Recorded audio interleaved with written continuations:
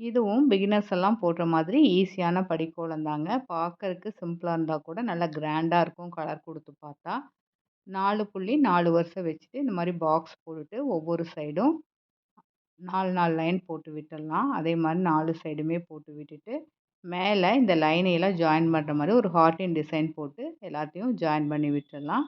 இதே மாதிரி எல்லா சைடுமே போட்டு விட்டுட்டு, இப்ப இதுக்கு மேல ஒரு பூ டிசைன் போட்டுக்கலாம். அதுக்கு நான் 2 கலர் யூஸ் பண்றேன். கிரீனும், எல்லோவும். நீங்க எந்த கலர் வேணாலும் யூஸ் பண்ணிக்கலாம். இந்த மாரி டாட் வச்சு இழுத்து விட்டுர்றேன்.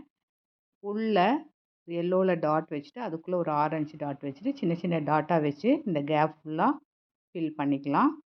இப்ப இதுக்குள்ள ஒரு பூ டிசைன் இந்த ஹார்ட்டின்குள்ள ஒரு பூ டிசைன் போட்டு விட்டுட்டு, அதுக்கு எல்லோ கலர் குடுத்துட்டேன். நடுவுல கிராஸ் லைன் 2 போட்டுட்டு டாட் வச்சு விட்டுட்டேன்.